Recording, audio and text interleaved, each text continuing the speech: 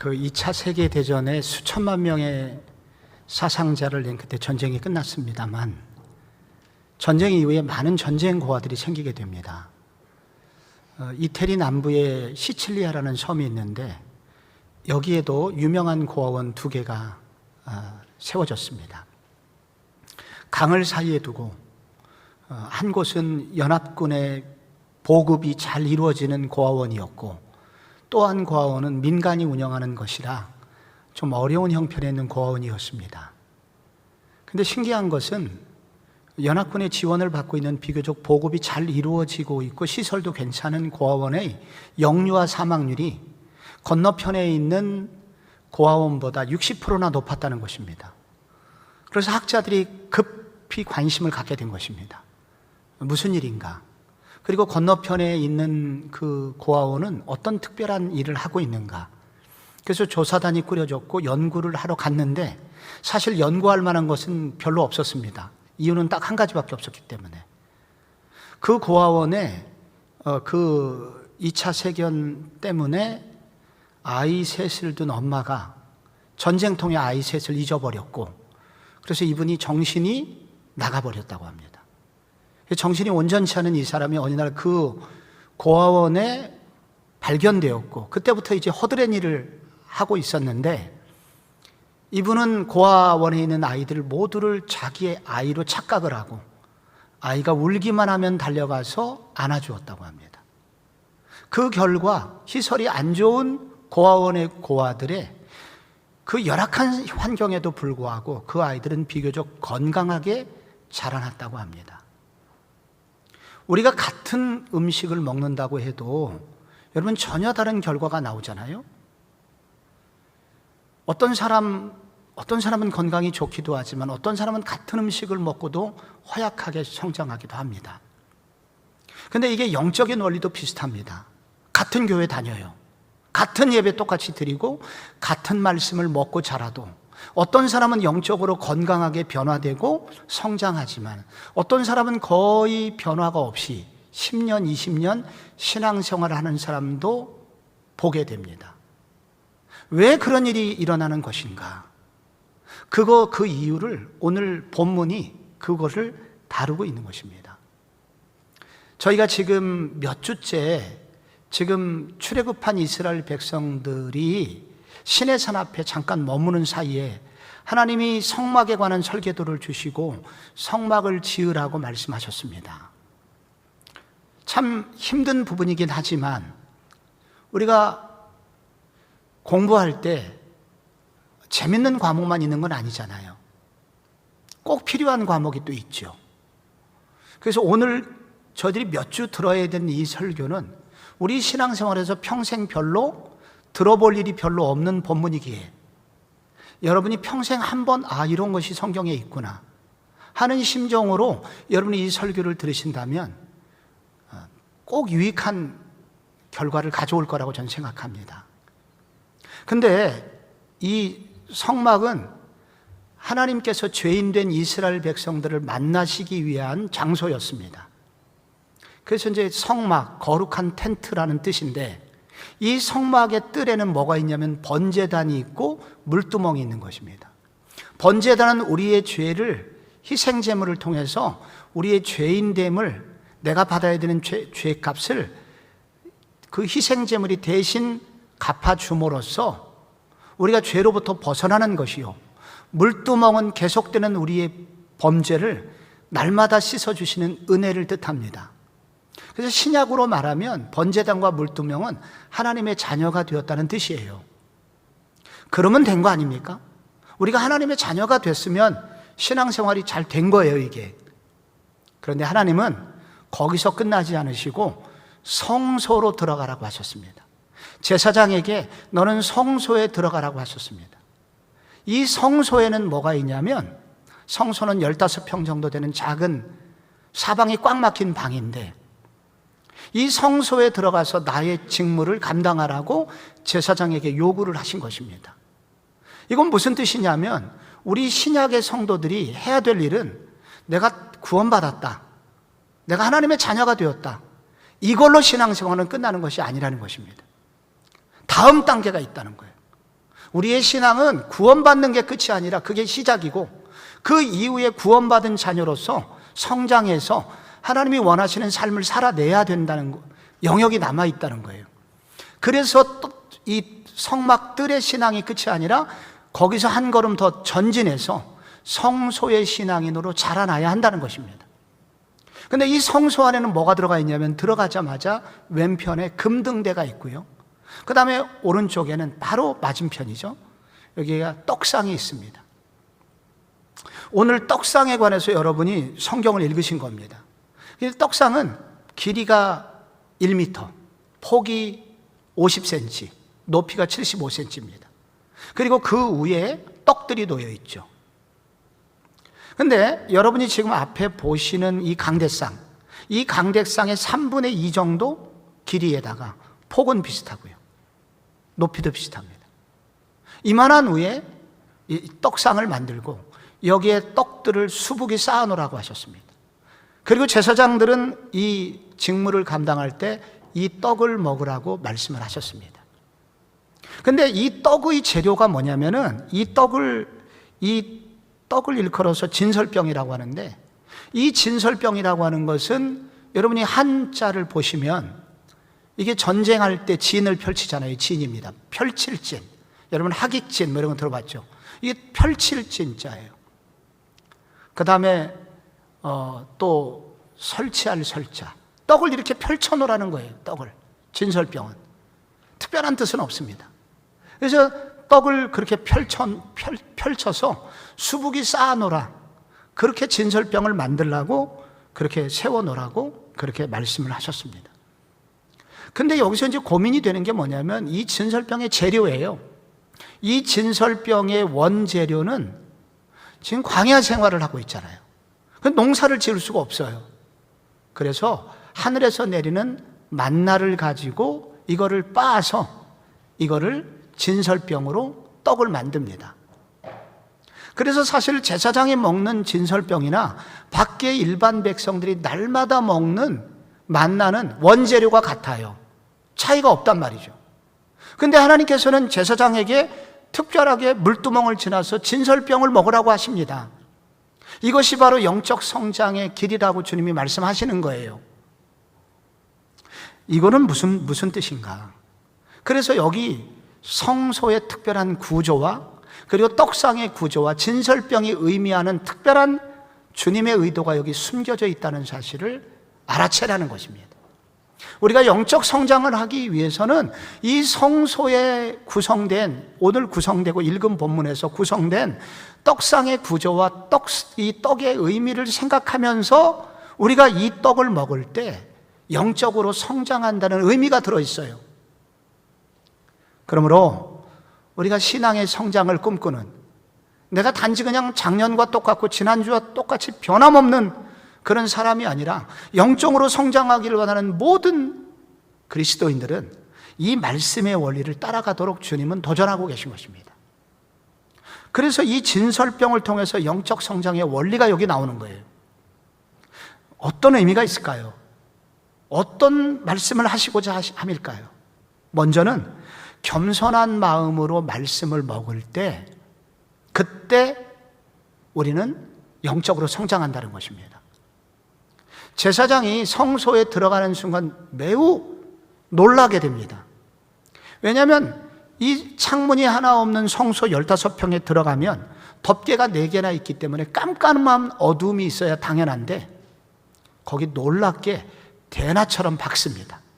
마치 지금 여러분 여기 대낮처럼 밝잖아, 이 안이. 여러분 고대 지금부터 3500년경에 성소 안에 들어갔는데 엄청난 밝음이 있었습니다. 금촛대에서 나오는 7개의 등잔에서 비추는 빛과 그 빛이 그 금등대의 이 몸체, 금빛 순금 몸체를 반사하면서 그 밝기가 2배가 증폭이 되면서 온 성소 안이 밝아요. 그 바로 앞에 떡상이 있는 것입니다. 진설병이 놓여져 있는 거예요. 그래서 제사장은 그 떡을 먹기 위해서 그 금등대의 가장 가까이에 서야만 합니다. 그 순간 무슨 일이 벌어질까요? 그동안 자기 옷이 그래도 괜찮은 줄 알았는데 그 밝은 빛 아래 노출되자 자기의 제사장 의복이 이곳저곳이 때가 묻었다는 것을 발견하게 됩니다. 그리고 그 순금 등대 앞에 비춰진 자기의 얼굴을 보니까 말이 아닌 거예요. 광야 생활하면서 제대로 씻지 않은 찌든 때가 얼굴에 묻어 있는 거예요. 그리고 손을 보니 손톱, 얼마 전에 물두멍에서 씻었어도 여전히 때가 낀 자신의 더러운 모습을 보게 되는 거예요. 자신의 부끄러운 모습이 노출이 되는 거죠. 동시에 그 빛 앞에 서면 어떤 생각이 드냐면, 겉도 이 모양인데 진정한 빛이신 하나님이 내 속을 다 뚫어보고 계실 텐데, 나의 이 더러운 깊숙이 숨겨진 죄가 있는데 주님은 다 알고 계시다는 뜻이 아닌가? 그래서 이 제사장이 갑자기 겸손해지는 것입니다. 아, 내가 죄인이구나 하는 각성을 하게 되는 거예요. 그래서 이 제사장이 이 떡을 먹을 때 왜 여기서 중요하냐면, 제사장은 그냥 떡을 먹는 게 아니라 단지 바로 금등대의 그 찬란한 빛 아래서 먹기 때문에 이 제사장이 먹는 떡은 매우 의미가 있는 떡이 되는 것입니다. 이게 오늘날 이런 뜻입니다. 우리가 교회에서 똑같이 말씀을 들어요. 근데 말씀을 듣는데 어떤 사람은 변화가 되는데 어떤 사람은 전혀 변화가 없어요. 왜 그런 것인가 도대체? 여러분, 종교개혁을 했던 칼빈이 이 고민을 한 거예요. 왜냐하면 중세 때 신부들에 의해서 예배를 많이 드렸는데 예배를 드리는 사람이 변화가 없어요. 중세 카톨릭의 신부들이 공부를 조금 했느냐? 많이 했어요. 소위 하나님에 관한 지식은 꽤 있었어요. 견고했어요, 나름. 그런데 중세의 그 어마어마한 타락이 왜 도대체 오게 된 건가? 예배의 숫자가 적어서? 아니에요. 칼빈은 기독교 강요라는 책에서 첫 장에 그것을 언급해요. 그 기독교 강요 1장에 하나님을 아는 지식, 여러분, 하나님을 아는 지식이 많아져야 된다. 그 얘기할 줄 알죠? 하나님 지식을 알려면 열심히 성경을 공부해야 돼. 그 얘기를 기대하고 그 책을 펴요. 전혀 다른 얘기가 나옵니다. 하나님에 관한 지식은 문제가 없다. 문제는 그 지식을 받아들이는 나 자신이 교만할 때, 그 말씀은, 하나님에 관한 지식은 전혀 무용지물이 된다. 이 말씀을 받는 사람이 교만할 때 자신이 죄인임을 알지 못하고 내가 이 하나님의 말씀이 필요한 사람이라는 인식이 없이, 소위 겸손함이나 깨어짐 없이 말씀을 먹는 것은 아무런 소용이 없다. 그래서 이 칼빈은 기독교 강요 1강 시작하면서 내가 얼마나 죄인인 줄을 아는 것이 중요하고 내가 하나님의 진노를 받을 수밖에 없는 존재라는 것을 깨닫는 것이 우선이다. 그런 상태로 성경을 공부할 때만 그 말씀이 참으로 내 지식이 된다고 말을 하고 있습니다. 여러분, 혹시 사자를 보신 적 있나요? 제가 물어보니까 몇 사람, 꽤 많은 분들이 사자를 보셨더라고요. 어디서 보셨냐 그러니까 대공원에서 어렸을 때 봤대요. 어떤 상태로 봤느냐? 과자 던져주면서 우리 밖에서. 뭐가 인상적이었냐 그랬더니 자기 새끼 사자를 괴롭히는 옆 동네 옆에 있는 굴에 있는 사자가 나와서 괴롭힐 때 아빠 사자가 나타나서 한 방에 제거하고 쳐버리고, 그 새끼들을 보호하는 정의의 사자가 너무 좋았대요. 그래서 자기가 막 과자도 또 한다 던져줬다는 그런 얘기를 저한테 어느 분이 해주시더라고요. 그런데 저는 사자를 진짜 보신 분 선교사님을 알아요. 그 선교사님이 아프리카의 그 선교 초기에 옆 동네로 신방을 갔다가 늦은 시간에 돌아오다가 이분이 사자의 발자국 소리를 들었다고 합니다. 아마도 자기를 향하여 달려오는 사자.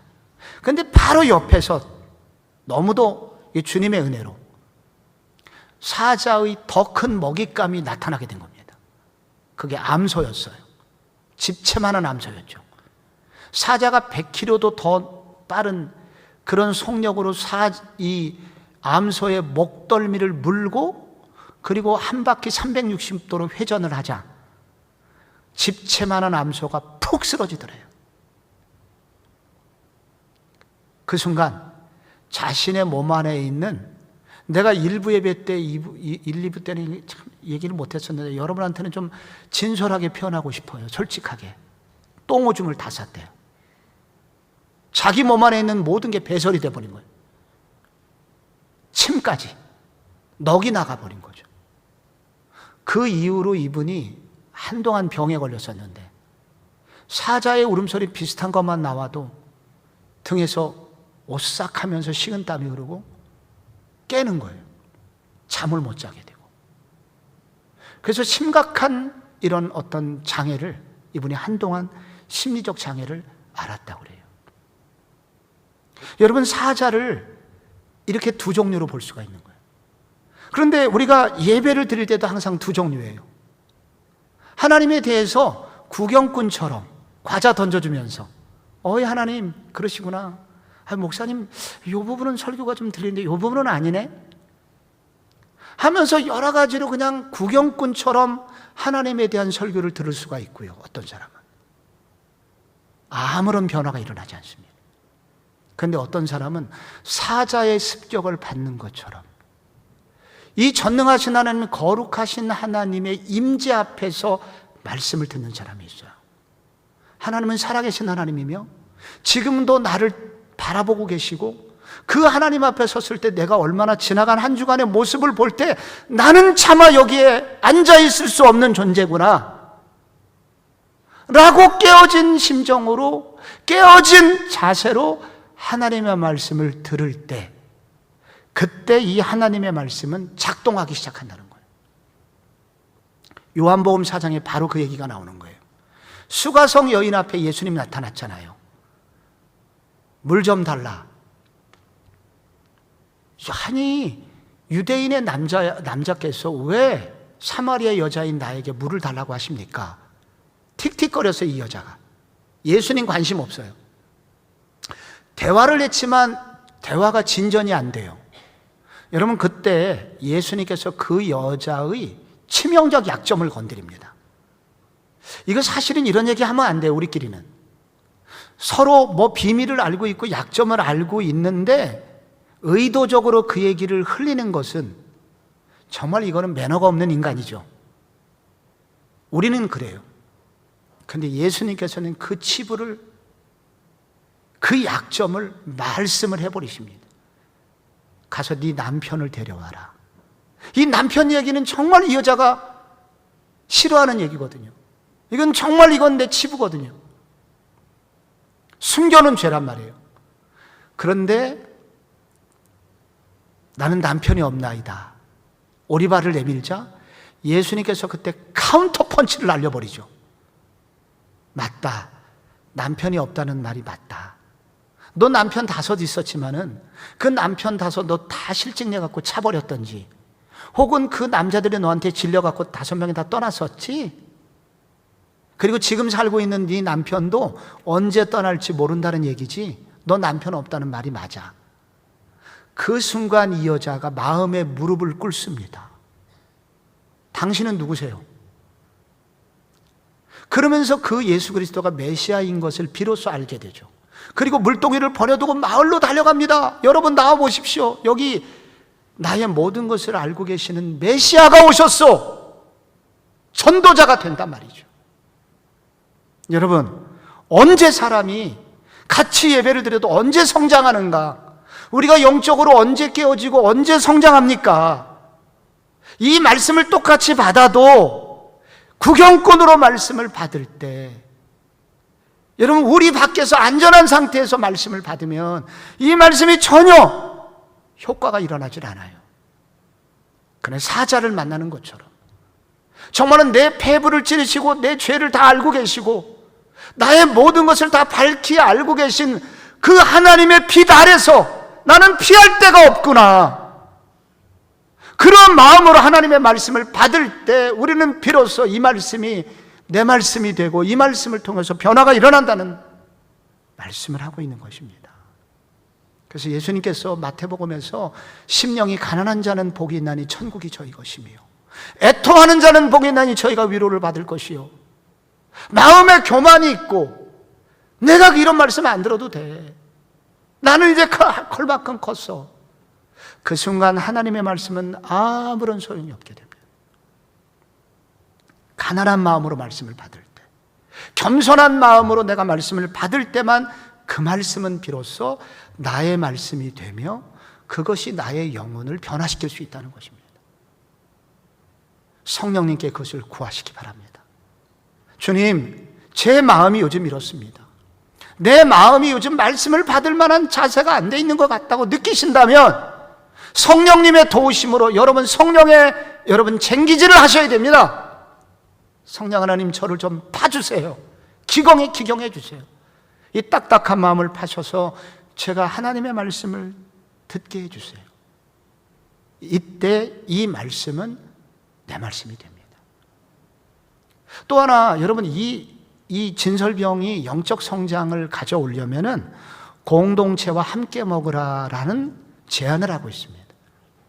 여러분, 여기 이 떡은 그 6개씩 12개를 놓도록 되어 있는데, 레위기 24장에 이 진설병에 관한 자세한 설명이 나와요. 너는 고운 가루를 가져다가 12개를 굽고 각 덩이를 10분의 2 에바로 만들고 각 6개씩 2줄을 이렇게 쌓고 아론과 그의 자녀들, 제사장들은 그들은 그것을 거룩한 곳에서 성소에서 먹을지니라 라는, 여러분 금방 읽으면 무슨 얘기 하시는지 도저히 모르겠는 구절을 읽었습니다, 제가. 근데 여러분, 여기 10분의 2 에바라는 도량령이 나오는데 10분의 2 에바는 4.6리터. 4.6리터면 어떻게 돼요? 콜라병 큰 거 1.5리터짜리 3개 정도의 부피인데 여기에 고운 가루를 그만큼 넣게 되는데, 이거를 그 방앗간에 가면, 떡집에 가면 요게 2대 반 정도가 됩니다. 2대 반으로 떡을 만들면 여러분께서 종종 교회에서 나눠주는 백설기 10개 분량이 나옵니다. 그래서 이 진설병 낱개당 바로 이 떡 10개 분량의 진설병 하나당 크기가 되고, 그래서 진설병 12개는 100인분 내지 120인분이 되는 거예요. 많은 사람이 먹을 수 있는 것입니다.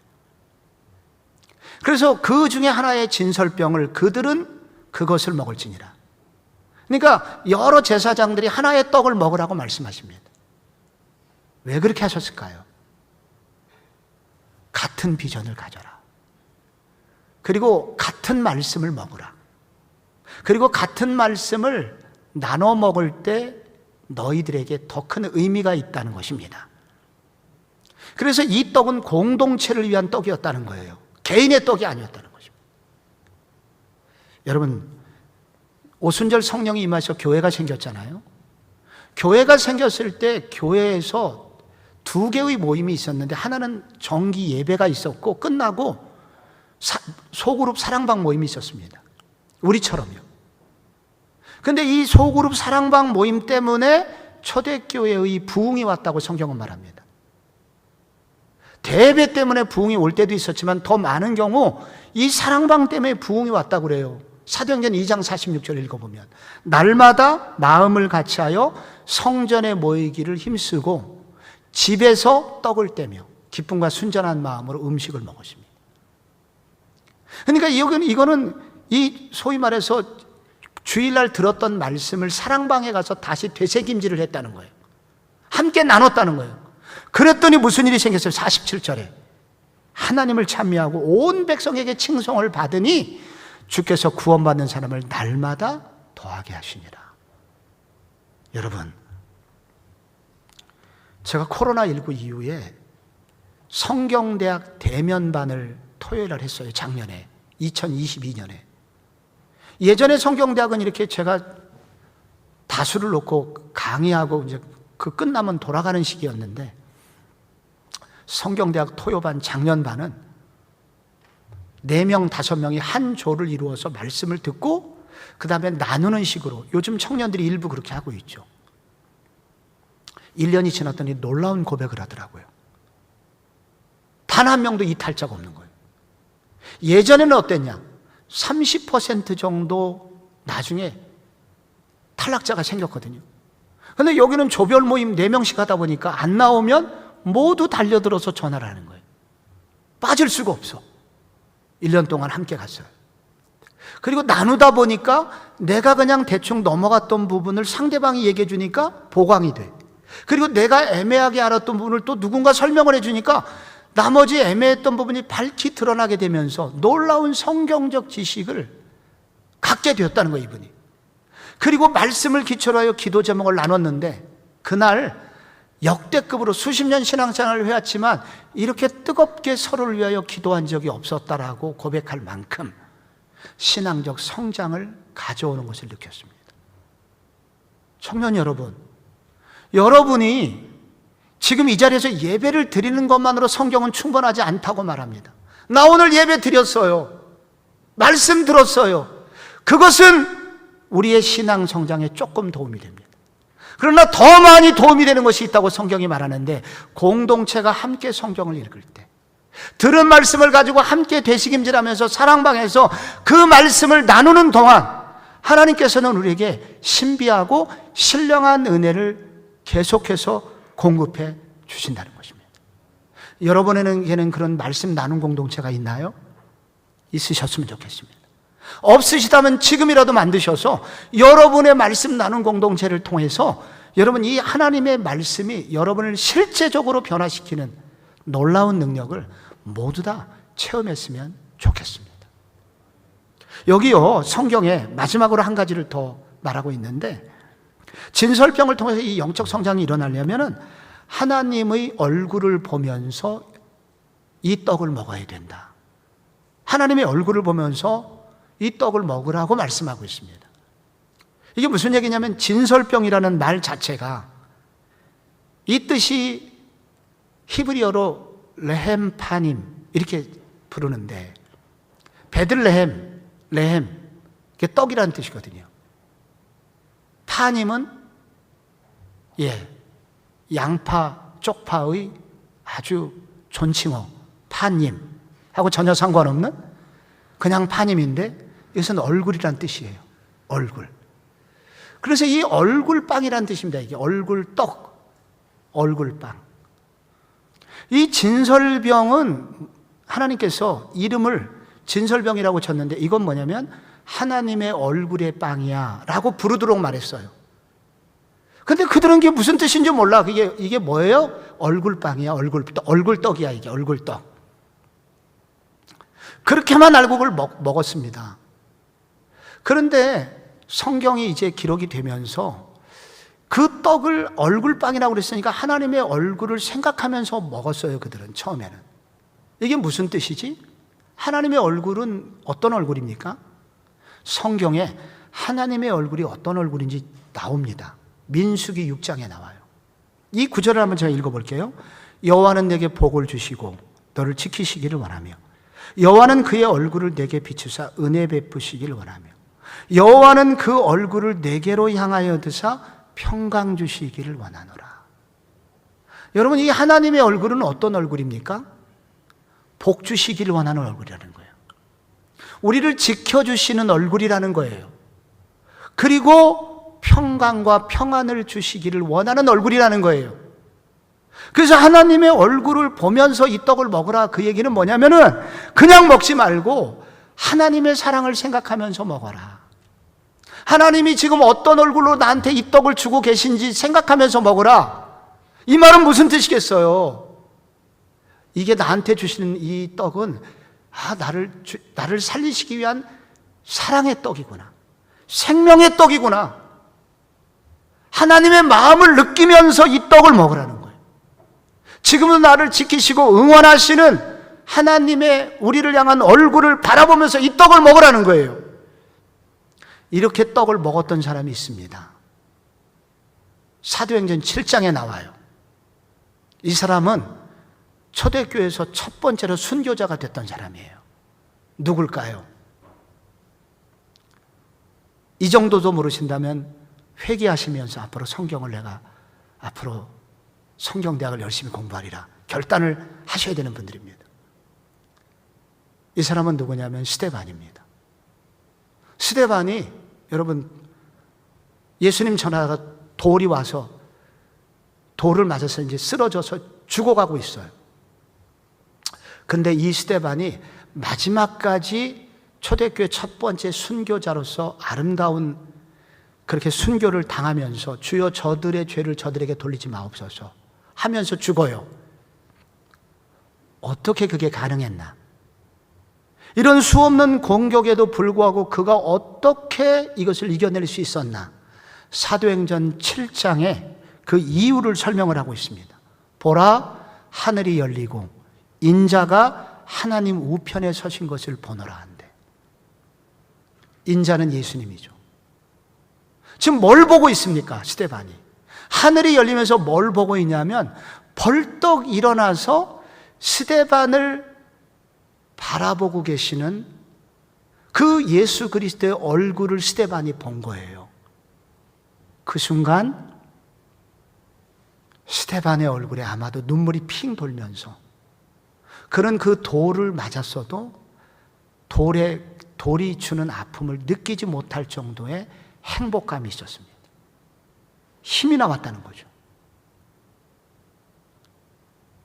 이게 뭐냐면 그리스도의 응원하심입니다.